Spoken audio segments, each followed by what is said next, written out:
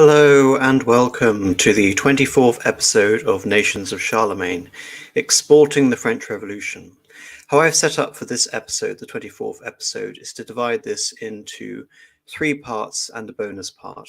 There will be a lecture on exporting the French Revolution to Italy, exporting the French Revolution to Germany, which also coincides with the collapse of the Holy Roman Empire and the configuration of a new Napoleonic order.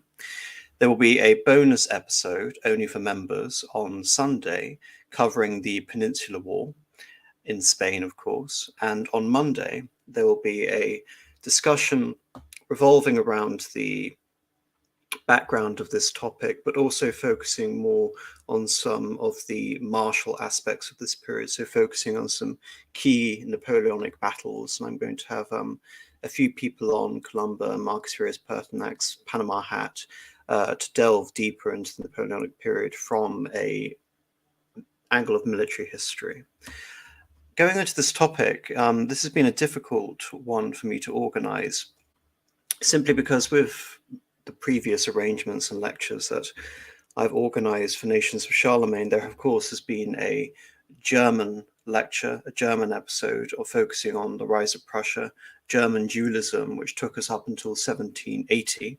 And there, of course, was a French episode focusing on particularly the reign of Louis XV and the Ancien regime in France, really taking us all the way up until the calling of the Estates General before the French Revolution.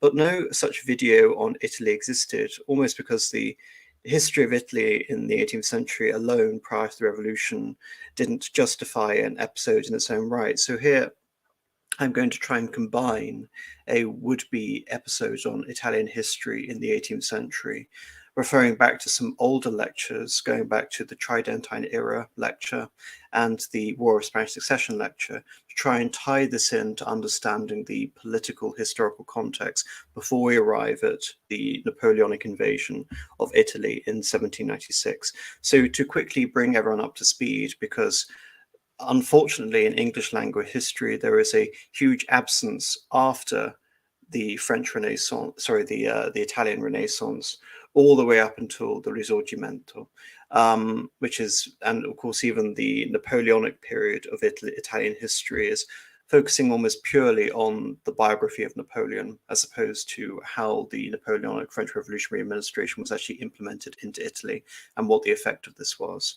So in order to get everyone up to speed, we have the Italian Wars, which end in 1559 and establish Spanish Habsburg hegemony over Italy. Combine that with the Council of Trent, and we have the Tridentine era, in which the Papacy and the Spanish monarchy in Italy is exporting the cultural effects of the Counter-Reformation, which I prefer to call the Tridentine period, the Mannerist movements, the Baroque art movements, and of course the Tridentine reform decrees throughout the Catholic Church all across the world. That combined with the creation of the Jesuit order.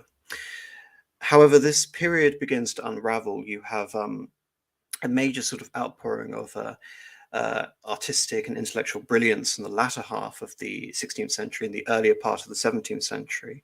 Then, as Spain begins to decline, gets embroiled in the 80 Years' War with Holland and the 30 Years' War against France and her allies in the Holy Roman Empire and Sweden, all of a sudden we see a major cultural and political shift away from Italy, which had been the dominant, if not the dominant political power, then definitely the dominant cultural power in Europe throughout the 15th and 16th centuries.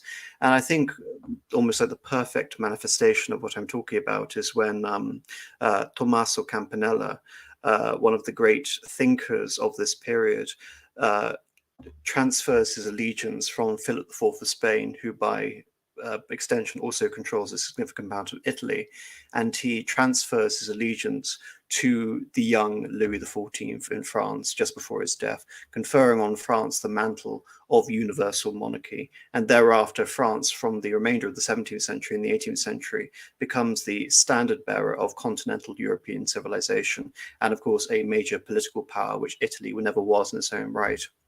Combine this with the aspect that France is becoming more powerful and the Spanish Empire is declining, we see the cataclysmic struggle from 1701 to 1714, the slide which I have up currently, focusing on the War of Spanish Succession. For the purpose of this conversation, all you need to know is that the Spanish possessions in Italy were taken over by the Austrian branch of the family in the House of Habsburg.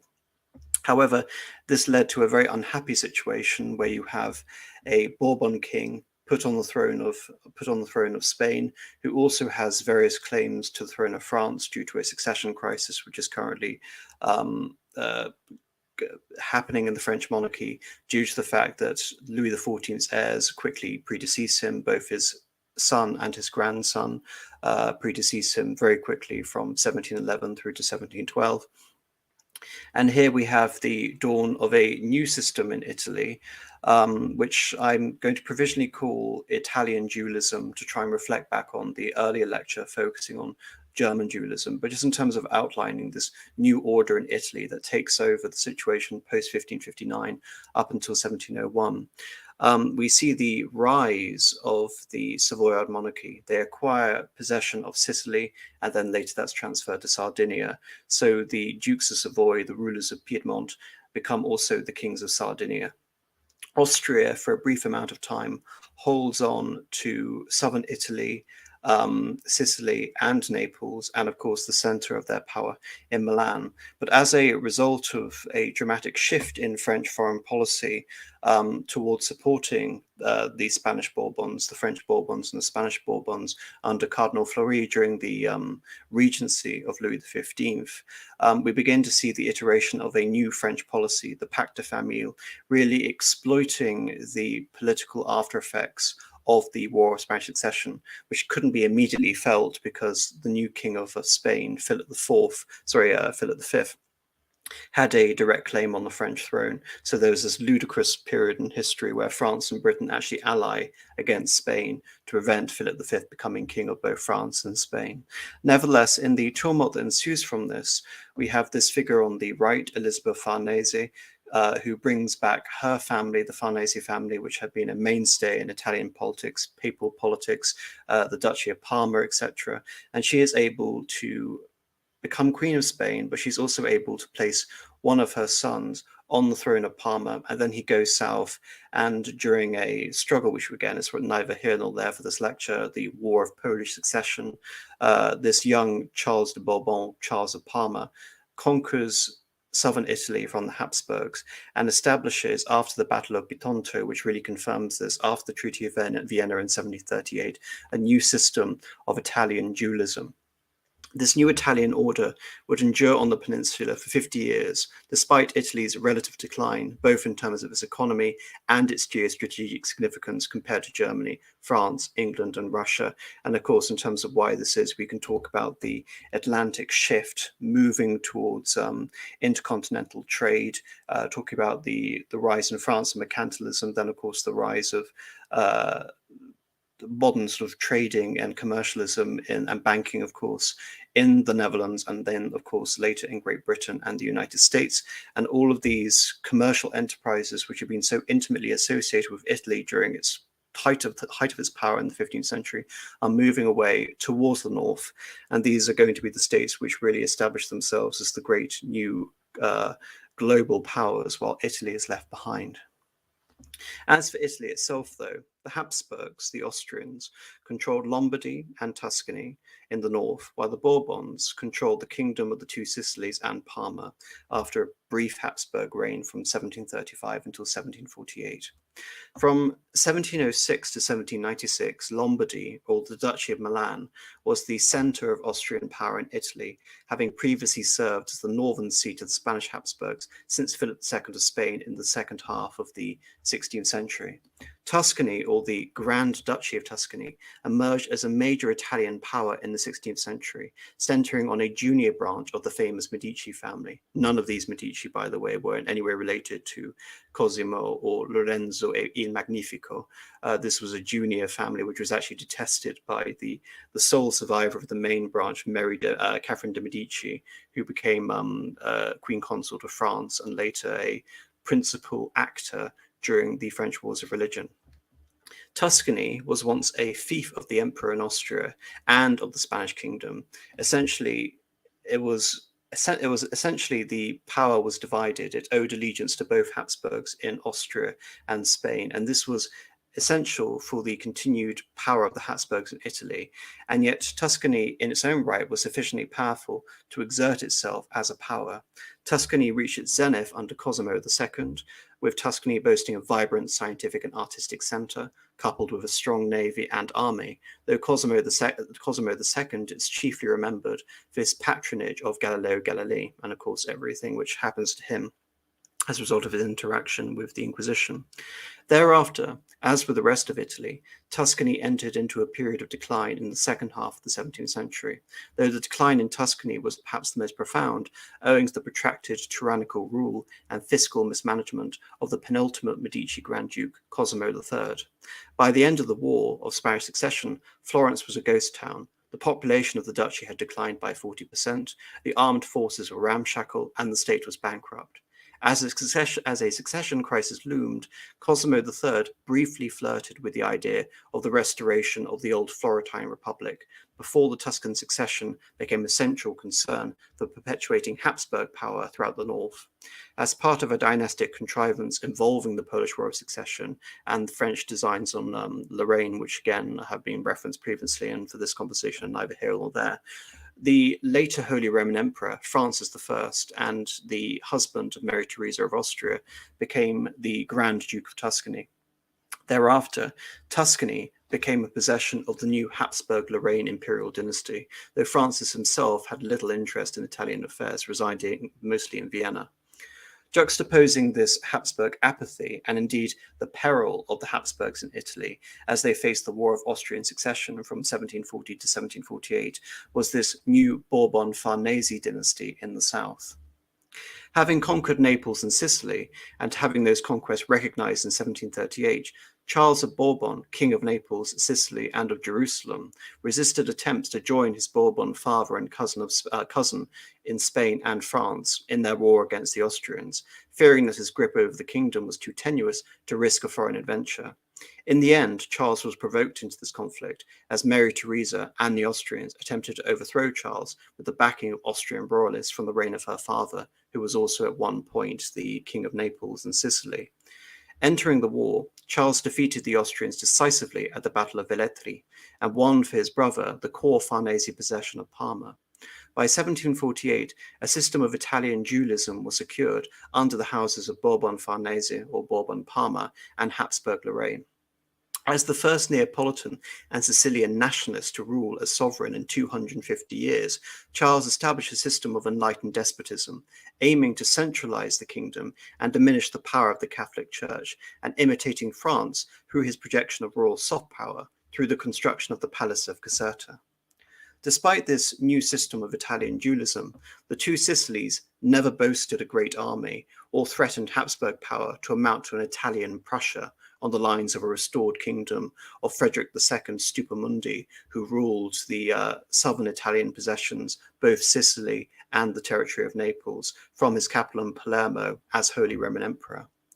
Charles repeatedly resisted attempts to attack Austria, despite British prompting during the Seven Years' War, though to do so would have been incredibly foolhardy given the diplomatic revolution of 1756.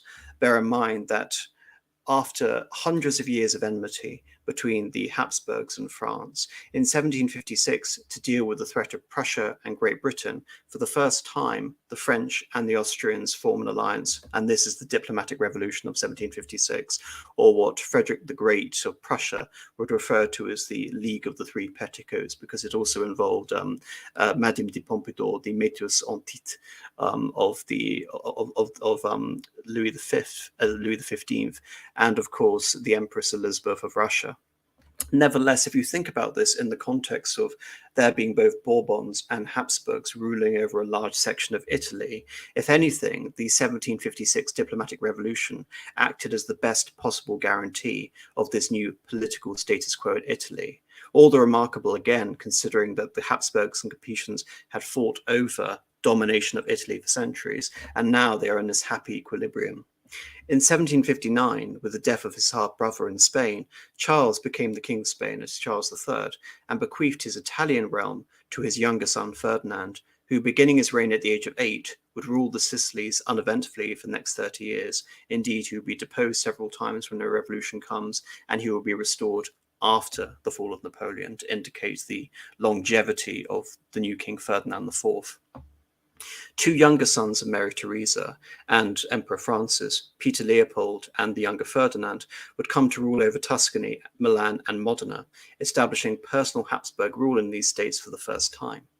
Peter Leopold found Tuscany ruined by over a century of mismanagement and attempted to transform the region into a Habsburg asset, establishing a benign system of government that banned the use of torture and even the death penalty, in line with the principles of the Enlightenment. In that vein, he even attempted a dramatic transformation of the duchy's legal and political system, in line with the revolutionaries in America, only to be opposed by all the conventional orders of Tuscany. Both he and his elder brother Joseph II, the Holy Roman Emperor in Austria, attempted and failed to reconstitute their realms as enlightened despots. If you want to know more about Joseph II, I have several videos on him on this channel, focusing on the Austrian side of history. Nevertheless, there was an incremental material improvement in Tuscany over Peter Leopold's 20-year reign. Shortly after the storming of the Bastille, Joseph II died, leaving Leopold as the new Holy Roman Emperor, though he was reluctant to abandon his Italian rule, having become emotionally attached and affectionate towards his Italian subjects, even though he was never particularly popular. Archduke Ferdinand, however, would remain in Milan as its governor until Napoleon's conquest of Milan in 1796. Other than Italian minor states like the d'Este possession of Modena, that would also come under the Habsburgs, and later the Habsburg d'Este family, there was Savoy, Sardinia, Piedmont, the Papal States, Venice, and Genoa. For reference, this may sound very confusing as I'm moving along with this, Sardinia, Piedmont, and Savoy are all used interchangeably. Some people even insist on calling it Savoy, Sardinia, Piedmont to make it all the more confusing. But in terms of my understanding of the dynasty of Savoy, Savoy is equivalent to, say, Habsburg for the Austrians. And given that the actual locus of power for this state would change, I think just referring to them as Savoy or the Savoyards, regardless of the fact that Savoy is going to be lost to this state very soon after the French invade, is the easiest way to communicate what this state is. So I will be opting for Savoy, not Sardinia or Piedmont, though I will be referring to these regions as geographic entities and not political entities. Savoy, therefore, remained a stalwart Austrian ally after the Spanish War of Succession, and played a minor but significant role in the Austrian War of Succession, being the ultimate mediators of peace and preventing the French annexation of Savoy proper and Nice. And just for reference, Savoy is the territory around Chambéry, where we have Mont Blanc and the French Alps, just north of the city of Turin, which has now become the capital of the state of Savoy. Under Charles Emmanuel III, Savoy was wealthy, the monarchy was powerful, while the state possessed one of the best armies in Italy. As the protector of Italy's Alpine frontier, Savoy sided with the Austrians against the French in 1792. The Papal States, the domains of the Church, remained a major regional Italian power, while acting in defense of the worldwide Catholic Church. Of course, Catholic literally means universal, and enforcing the Tridentine decrees emanating from the original Council of Trent in the first half of the 16th century. Under the pontificate of Innocent XI, the Church became the leader and principal proponent of the Holy League, which spearheaded resistance to the Ottoman Empire after 1683, the Great Turkish War, perhaps the last Great Crusade. After 1699, and confirmed by 1718, the Ottoman Empire declined as a threat to the integrity of Christendom and indeed Italy. Afterwards, the threat to the Catholic Church came from the secularizing impulses of the Enlightenment and many nominally Catholic monarchs who championed it. The Church was not hostile to this new era of scientific discovery, perhaps best encapsulated by the Pope Polymath Benedict XIV, and founder of what would later become the Vatican Museum. Focus here in this fantastic portrait in the center, while remaining faithful to the Tridentine reform. As new rulers consolidated their realms across the Italian peninsula, Charles of Naples, under his liberal minister Tenucci, targeted church lands while attempting to abolish Naples as a de jure papal fief, a situation, if you recall, going all the way back to the 11th century. The most fierce defenders of papal prerogatives, the Jesuit order, came under attack by various rulers using the Enlightenment as a pretext to extend their authority over these respective national churches rather than the church as a whole entity. This began in Portugal and then the Bourbon kingdoms of France and Spain. And of course, during this time, the papacy, which was in decline, did not possess the temporal authority to resist this international pressure from Catholic, secularizing monarchs. And under the influence of Clement XIV, the papacy actually facilitated the suppression of the Jesuits in 1773. Under Pope Pius VI, the Papal States resisted pressure from the Holy Roman Emperor Joseph II to radically transform the nature of ecclesiastical appointments and effectively bring this idea of Gallicanism, i.e. the idea that the king is responsible for the appointment of the bishops and that you have a special status or privilege for the French Church or the French Catholic Church. There is this idea emanating in the late 18th century of expanding this idea of Gallicanism, and Joseph II wants to bring about this idea and implement it in Austria. The idea of the primacy of the national churches of Catholicism at the expense of the Pope is called Febronianism, after the Enlightenment tracts of one von Hontheim, who took on the epithet of Febronian, and he was operating out of Mainz in Germany. Peter Leopold of Tuscany went further in his attempt to reform the church with the Synod of Pistoia, and this, of course, happening in Tuscany, was adjacent right to the center of papal power. In response, Pius VI issued the bull Auctorem Fidei, defending the universal church against this wave of Febronianism. Faced with the revolution in France from 1789, the church found itself without the Jesuits to counter the revolutionaries. An attempt by Pius to restore the order to explicitly defend Catholicism against the revolution failed, after which the French deposed Louis XVI and proclaimed a republic. From the outset of the 18th century, Venice appeared to be on the verge of a new political renaissance. For the previous 2 centuries, Venice, Venetian, Genoese, and Sparatine maritime power had been essential in checking the expansion of the Ottoman Empire. Despite the fall of Venetian Crete, with the Ottoman defeat in the Great Turkish War, Venice, as an integral member of the Holy League, expanded her influence into Albania, solidifying her Adriatic possessions in Dalmatia while acquiring the Morea, the modern-day Peloponnese. And this, of course, if you think about the geography, acts as a potential springboard to create a new Venetian Greek empire. Despite this temporary growth of the possessions of the Stato di Mar, the state of the sea, within 2 decades, all of this territory except Dalmatia was lost to the Republic. The Ottomans continued to fail against Austria, briefly losing Belgrade, but the Ottomans were able to successfully dislodge the Venetians from Greece and Albania, save for the old Venetian fortress in Corfu. A decade later, the Ottomans were even able to push back against the Austrians themselves, denying any possibility of an Austrian conquest of the Balkans.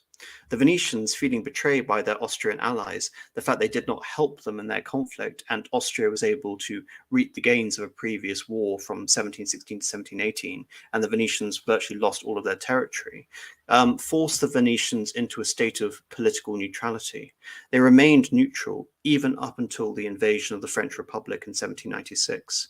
The Republic prospered internally from this peace, while the rest of Europe was engrossed in conflict, for Venice known as a period of the Venetian peace. And of course, the 18th century is one of the most bellicose periods of European history, constant wars throughout France, the New World, and Germany. Despite the prosperity of the Republic, the Stato di Mar played no role in her policymaking. Venice was no longer concerned with expanding maritime power. It was no longer concerned even with the maintenance of a galley fleet. And after about 1795, was more remarkable is that when Napoleon actually attacks and delivers his ultimatum to Venice, the Venetians simply do not have a navy and they do not have an army for which to stymie the French advance. As such, by the 1790s, Venice, having been one of Italy's most formidable states, became a no man's land in the heart of Europe, a place for intrigue, commerce, and pleasure. The decline of Genoa was more dramatic. Unlike the Venetians, the Genoese were embroiled in a series of conflicts against the Piedmontese, who now surrounded their territory. The French, the Austrians, and the Barbary states of North Africa also attacked the Republic from all sides. Already, Genoa had undergone decline as a banking and trading centre. By the 1740s, Genoa had lost the last vestiges of her overseas empire in North Africa and was now facing a protracted guerrilla war in Corsica, which had escalated into a struggle for Corsican independence. The Corsican Republic established Italy's first revolutionary government, Pascal Paoli, having driven out the Genoese in the 1750s, established a representative government, a diet, with universal male suffrage for all men above the age of 25, prior to both the American and the French revolutions, and ostensibly inspired by the ideas of the Enlightenment. Increasingly, the Genoese had to rely on foreign powers to prop up her dwindling international position, in particular France, who used this as an opportunity to compel the seizure of Corsica from the Genoese, and in 1770, Corsica was formally incorporated into the French monarchy. Thereafter, Corsica has always been part of France. Napoleon Bonaparte was born in Corsica amid the backdrop of the French conquest of the island. The ambitions of a free Corsican republic under Pascal Paoli were never to be realized, though the French conflict will result in the Bonaparte family, originally the Bonaparte family, essentially of Genoese extraction living in Corsica, to collaborate with the new French administration, earning the internal enmity of one Pascal Paoli, who would return in 1793 after the deposition of the king and force a young Napoleone, later of course Napoleon, briefly a Corsican nationalist, into French exile. On the eve of the French Revolution, we can see that Italy had already undergone a significant transformation, not just in the family names of the rulers and their taking up Italian residency for the first time, but in the sporadic incorporation of Enlightenment principles and the attack on the church, the earlier precedent of revolution in Corsica, and in the decline in influence of the papacy. During the Tridentine era, the papacy had been the authority and the source of cultural and religious missionaries of reform throughout the Catholic states of Europe. Now the papacy finds itself in a state of siege, with the prospect of invasion by far more radical forces, which will threaten all the established powers of the peninsula. Prior to the war, the revolutionaries in France had seized church property, and in 1791 annexed the Avignon enclave, an ancient possession of the Papal States. Savoy joined the forces of the First Coalition, while French forces annexed both Savoy proper and Nice. By 1793, French forces were on the defensive once more, and Savoy and Nice were liberated by Italian coalition forces. Exploiting the general chaos in France following the Jacobin purge of the Girondists, the government in Paris lost control of Lyon and Toulon. With British naval support, Austria, Naples, and Savoy invaded France, only to be defeated by the armies of André Massena in the Seoggio offensive, assisted by one Brigadier Bonaparte, who had been promoted from lieutenant after his role in the conquest of Toulon to brigadier general. The central government, whose war strategy was directed by one Lazare Carnot, the organizer of victory, had no interest in an Italian campaign. Now the threat to France itself was defeated. With the coup of Thermidor and the fall of Robespierre, Massena took the initiative by invading Italy for the first time, reaching Genoa and defeating the coalition forces at Dago.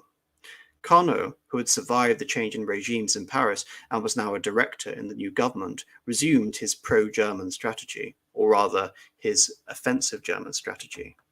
As part of Carnot's new campaign against the coalition, Bonaparte, who had risen to General of the Interior following his crushing of the insurrection of the 13th Vendémiaire in Paris, would lead a token diversion in Italy, while the main attack thrust went into Germany.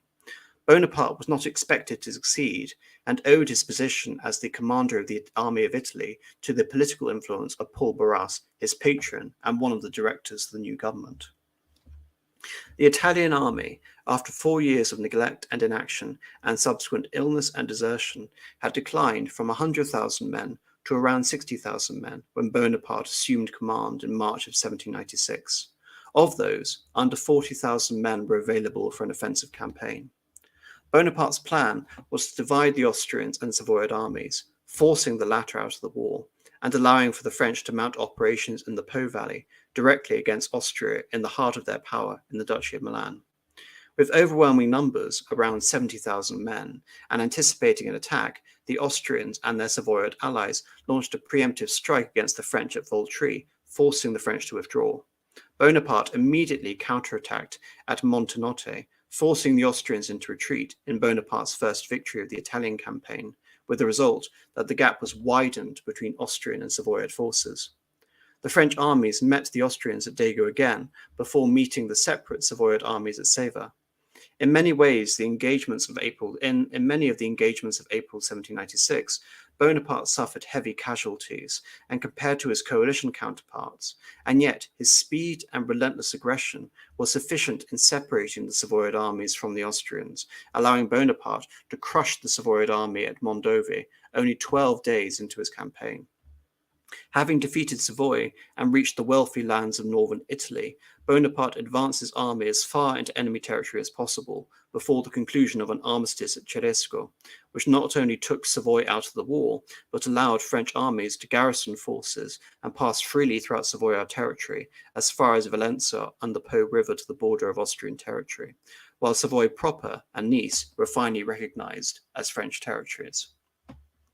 While Napoleon had concluded his Montenotte campaign, and of course achieved more than any other commander, including André Massena had in the previous 4 years, Bonaparte kept advancing to Piacenza to trap the Austrians in Italy, while potentially severing communications between Milan and Vienna. The Austrians, under Beaulieu, successfully retreated, though suffering heavy casualties at the Napoleonic victories at Fombio and Lodi. Though the Austrian army in Italy survived, it was at the cost of the city of Milan, which fell to Napoleon after the Battle of Lodi. Though the Austrians had lost their political centre in Italy, Bonaparte's conquest was incomplete so long as the Austrians controlled the great fortress of Mantua. At Borgetto, Napoleon was able to separate Beaulieu's army from the fortress garrisons at Mantua, and the siege of Mantua ensued, which would last from June of 1796 until February of 1797. Throughout that time, the Austrians dispatched several relief forces. A major relief was conducted under von Wurmser with the intention of trapping Bonaparte's army between the fortress and the Austrian army. To complete this envelopment, von Wurmser had divided his army, allowing Napoleon to defeat both Austrian armies separately at Lonato and Castiglione, forcing the Austrians to retreat yet again, though at the cost of briefly lifting the siege of Mantua, delaying its conquest by several months. Bonaparte failed to destroy Wurmser's army, chasing it to Trent, before Bonaparte defeated the army at the First Battle of Bassano. Wurmser then made the major blunder of reinforcing the garrison of Mantua. Though Napoleon had failed to destroy the army, they were now trapped in Mantua with its dwindling cache of supplies. The Austrians, faced with the potential loss of both the fortress and the army within, raised a new army under Joseph Alvenci von Boberek, and though this army was raw and dependent on a large number of Tyrolean irregulars and militiamen, von Boberek defeated Bonaparte twice at the Second Battle of Bassano and Caldiero, the only defeats Bonaparte suffered during the campaign, and indeed the first defeats that Napoleon would suffer for over the next decade, the only defeats. With the prospect that this third relief effort could end the French campaign in Italy, Napoleon, with heavy losses and personally commanding his men on the front, was able to outflank and defeat the Austrians under von Boberek at Arcole. Nevertheless, the Austrians were not decisively defeated, and poor cooperation between the Austrian commanders, more than the apparent French strength, convinced a reluctant von Boberek to retreat. The Austrians reinforced and led a final assault to relieve Mantua at Rivoli, which Bonaparte won decisively. The Battle of Rivoli was the decisive engagement of the campaign that ensured the final defeat of the Austrian army in Italy and the surrender of Mantua. The defeat of the Austrians in Italy wasn't enough for Bonaparte. Jourdan and Carnot's German campaign had failed, and Napoleon's diversionary attack had become the principal theatre of the war. Rather than attack Vienna through Germany, Bonaparte characteristically kept on fighting, kept pushing the initiative, this time focusing on Austria itself and Vienna, reaching Klagenfurt and later Judenburg before the Austrians sued for a general armistice that was followed by the Treaty of Campo Formio later in 1797. With a tentative political balance that had remained in place for centuries, overturned so decisively in a single year, bedlam ensued in Italy as old nations crumbled and new ones were established. Savoy was the first Italian state to become a client of the French following the Montenotte campaign. The Savoyard alliance with France was later betrayed when General Joubert overthrew the tenuous hold of the monarchy there and established a Piedmontese republic in Turin. After abdicating, King Charles Emanuele fled to establish new base of operations, ultimately in Sardinia. In Milan, no such intermediary existed to facilitate French control in the interim. Indeed, Milan had been the centre of Habsburg power in Italy since the end of the Sforza, and the precedents of earlier French rule under Louis XII and Francis I had been to claim the territory as a personal fief of the French king.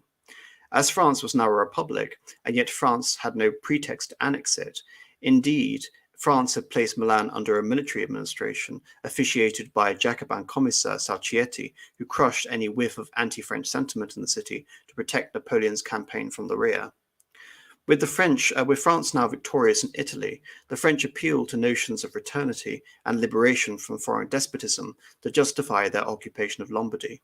This was the origin of the Cisalpine and the Transpadanean republics, which established client constitutional regimes on the former territory of Austrian Lombardy in imitation of the system of government of the French Directory.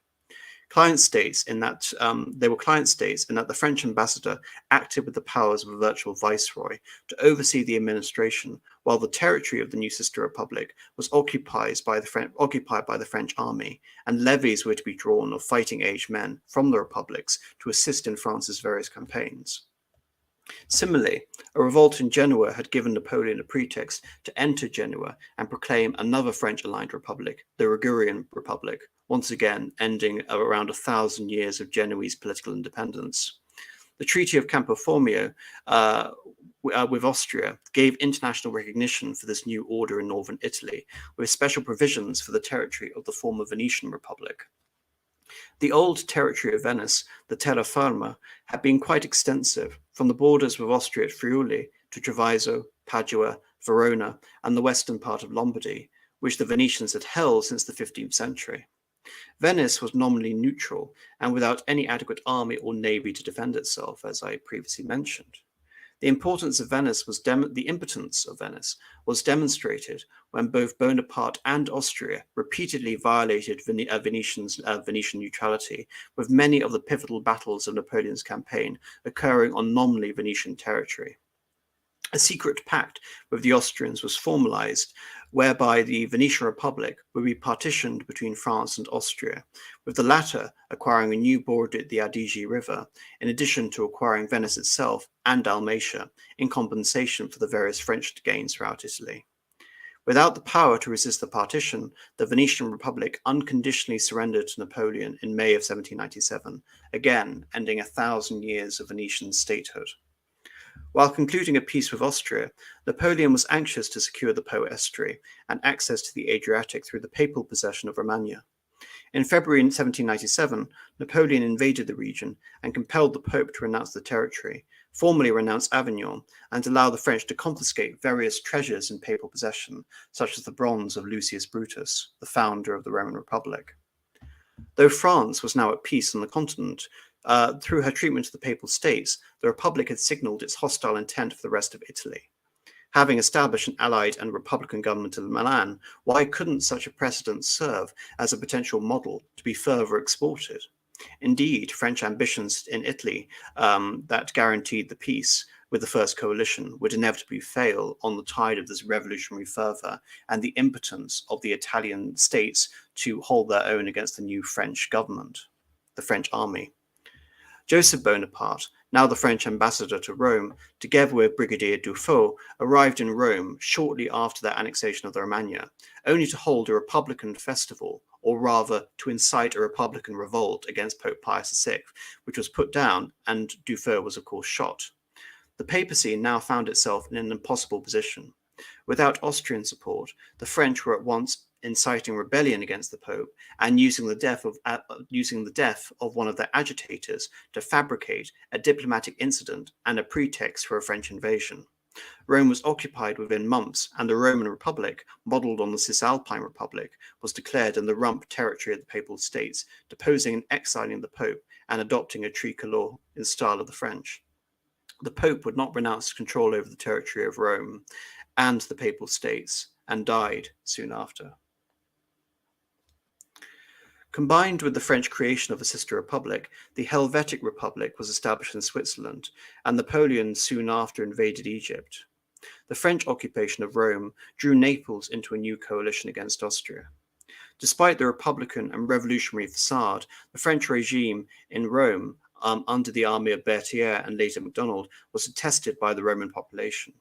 The Neapolitan monarchy was also enthusiastically behind an Italian campaign to restore Rome to the Pope and oversee a collapse of French authority in Italy, while Napoleon himself was absent in the Middle East. Nelson arrived in Naples to provide naval support, while the Austrians arrived under Karl Marx to head an army of Neapolitan conscripts to take Rome. Nevertheless, an unanticipated French attack under MacDonald at Valentino sent the coalition army into disarray, despite outnumbering the French 7-1. The Roman campaign bungled. Nelson facilitated the flight of the royal family of Naples to Palermo. With the departure of the king and the imminent arrival of the French armies, the Neapolitan Lazzaroni, the lowest orders, who were also considered the most fervent Bourbon partisans and effective royalist sans-culottes, committed a series of massacres aimed at anyone with French Republican sympathies. Fearing reprisals from the Lazzaroni, a group of Neapolitan notables appealed to the French to rescue them and restore order, establishing imitation Republican and Jacobin clubs. Championnet arrived in Naples in January of 1799 and proclaimed the Parthenopaean Republic after the Greek colony of Parthenope, under the pseudo-headship of one Prince Gennaro Serra. The court in Palermo was organizing to retake Naples under one Cardinal Ruffo, who sparked a royalist uprising in Calabria. Without popular support, the new French-backed republic quickly crumbled outside of Naples, and within Naples, the army took up garrison in the main fortresses, such as St. Elmo and the Castle Nuovo. Supported by the Royal Navy under Nelson and the navies of the Ottomans and the Russians, the Republican government surrendered, and many of its members were executed. 8,000 in total were arrested, and I think 100 were executed, including Serra, while the monarchy was restored to Naples. In September of the same year, a second invasion of Rome was mounted, more successful than the first, which retook Rome and enthroned a new pope, Pope Pius VII. Napoleon would not arrive in Europe until September of 1799. During this time, his major gains in Italy were undone by a new coalition.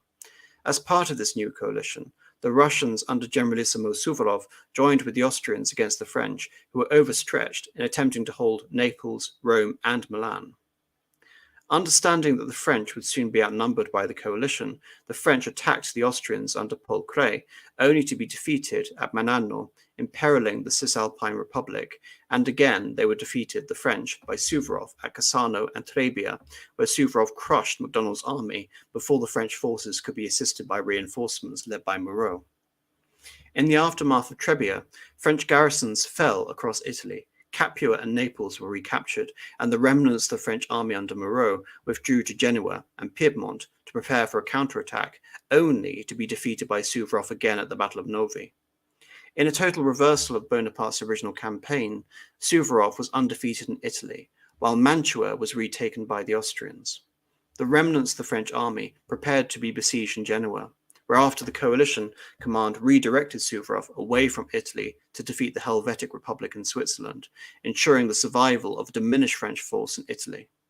By 1800, Suvorov had been ordered to withdraw from the war as Tsar Paul dramatically changed Russia's stance to the war to that of neutrality.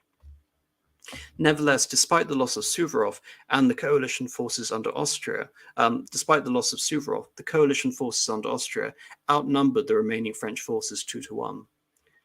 The Austrians, under the command of Melas, now laid siege to an imperiled French army in Genoa. It was against this backdrop of wholesale French defeat across Italy that Bonaparte, Sieyès, and Roger de Court launched their coup against the Directory government, and soon after, Bonaparte's coup within a coup established a personal dictatorship with Bonaparte as first consul, ostensibly so that Bonaparte could deliver the Republic from the disastrous War of the Second Coalition in Italy, which now threatened to attack France itself. While Melas was in Genoa, Napoleon imitated Suvorov's crossing of the Alps the previous year before attacking the Austrians from the north through the Alps, retaking Milan and seizing major strategic points across the Po to leave the Austrians cut off in Piedmont. Bonaparte had hoped that Genoa could hold out for long enough for him to complete a full entrapment of the Austrian army. Alas, the French had already surrendered, leaving the Austrians under Malas free to engage Bonaparte. Bonaparte wrongly believed the Austrians to be effectively beaten after a minor engagement between them and Jean Lannes at Montbello. Instead, the Austrians had amassed at Alessandria and planned to attack Bonaparte to reopen their supply lines with Austria.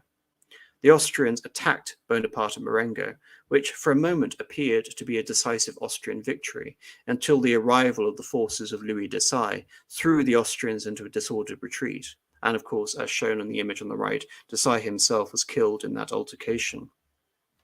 Despite the bungled nature of Bonaparte's victory at Marengo, the battle proved sufficient to defeat the Austrians in northern Italy, though the War of the Second Coalition on the continent was ended by Moreau's grander victory at Hohenlinden. Bonaparte, as first consul, required a political victory, and so came the myth of Marengo that was transformed into a pivotal moment in French history, a propaganda campaign that attempted to legitimate the consulate and the perpetuation of Napoleonic power. Despite this, Marengo wasn't even the last major battle fought in Italy for the duration of the revolutionary and Napoleonic periods. After the Treaty of Luneville, which was signed after the Battle of Hohenlinden, Bonaparte would consolidate his grip over mainland Italy. Despite the provisions of the Treaty of Luneville, a return to the situation imposed by Campoformio in the north, over the next decade, Bonaparte, later the Emperor Napoleon, would go on to exceed these provisions, effectively nulled by subsequent wars and victories. Though in contrast to the revolutionary period of 1797 to 1799, Napoleon would use this period of 1800 to 1812 to expand his own personal authority, that of the empire's direct territory, and the possessions of his new imperial dynasty.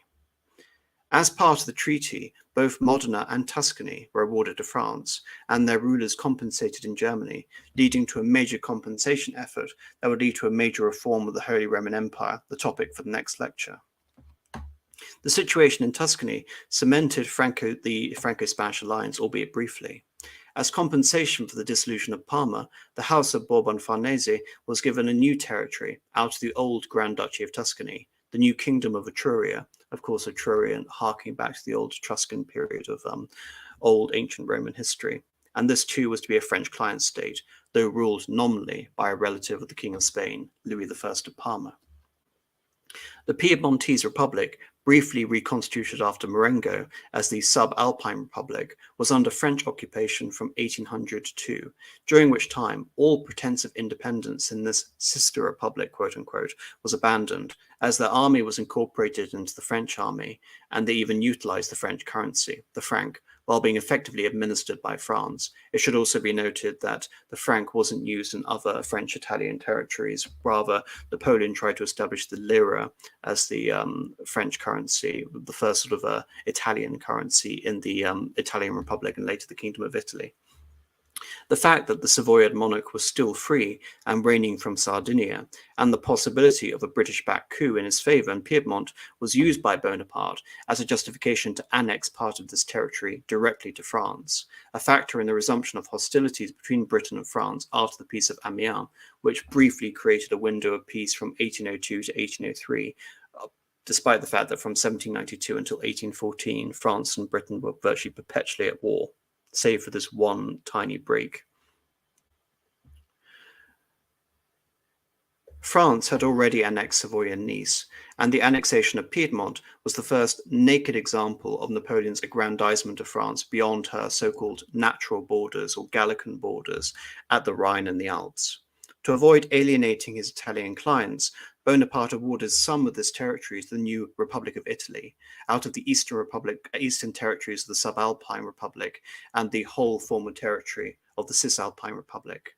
It was given a new constitution, this Italian Republic, in imitation of the consulate, with Bonaparte himself serving as president, while French-style département, the metric system, and a national guard was established based in Milan. Liguria would soon be annexed to France too. When Napoleon was declared Emperor of the French the following year in 1804, Napoleon dissolved the Italian Republic and revived the ancient Italian Kingdom, a title that had fallen into abeyance since Charles V was crowned in the 16th century. To emphasize his connection with his royal Italian predecessors, Bonaparte was crowned in Milan with the Iron Crown of Lombardy, a gold circlet, dating supposedly to the era of Alboin and the original Lombard invasion of Italy, and of course his creation of a new Italian state from Pavia, or would later become an Italian state. At that time it was of course a Lombard state. In theory, the constitution of the old Italian Republic was never abolished, and yet the Italian parliament was never summoned after the coronation, and power was wielded by Viceroy Eugene de Beauharnais, the stepson of Napoleon, the son of Josephine de Beauharnais, and Eugene ruled the state as an effective autocrat, while Italy would send soldiers to form contingents in the Grande Armée. Though the territory of the Italian kingdom would expand, Bonaparte never meant the kingdom to serve as a nation of Italy, with himself leading it in a simple personal union. Rather, the kingdom was confined to the north and east, the Po Valley, the Romagna, and later Ancona. A favourable interpretation would lead to this Napoleonic kingdom acting as some sort of restoration of the old imperial crown of the Carolingians, but there was very little correlation between the historic borders of this ancient imperial kingdom of Italy as part of the Carolingian and Holy Roman Empires and this new territory. Indeed, half of the territory of northern Italy in the west would be annexed to France by 1809. Shortly after Napoleon's coronation, he would participate in the major campaigns of Ulm and Austerlitz, while the Italian army was under the command of André, now Marshal Massena, who defeated the Austrians at the Battle of Caldiero near Verona. After Austerlitz, Napoleon would join the Italian territory of Austria in Venetia to his new Kingdom of Italy, while the entirety of the Tyrol was given to France's ally Bavaria, before a subsequent territorial revision gave the south of Tyrol to Italy, which is now the modern Trentino. Nevertheless, while the Napoleonic system remained strong in Milan, it should be noted that the new Italian government failed to win over and incorporate various particular elements, such as the Venetian nobility, who were very hostile to being forced into a Milanese-led state, if anything, bringing back old memories of the Lombard Wars of the 15th century, but also this failure to superimpose a joint Milanese-Venetian administration would have its echo when the Austrians tried to do the same thing in the first half of the 19th century. Naples had been occupied by an Anglo-Russian army to prevent a potential French conquest, yet after Austerlitz, both the Russians and the British quickly withdrew. Quick to exploit the now defenceless Naples, André Massena and Joseph Bonaparte invaded, and King Ferdinand fled again to Palermo, while his army waited in Calabria, only to be defeated at the Battle of Campotenese. This time, the Lazzaroni did not rise, and Joseph Bonaparte was installed as the King of Naples. One fortress, Gaeta, held out against Massena. The Neapolitans instead led a general uprising across the kingdom, while the British sent an expeditionary force under John Stuart to assist in this uprising. Nevertheless, Gaeta eventually fell, and the British retreated to Sicily, which held out against the French. The popular uprising against the French continued for a year, amounting to a guerrilla war that would presage the French experience in Spain. Indeed, it should be noted that King Joseph of Naples would later be imposed upon Spain as King Joseph of Spain.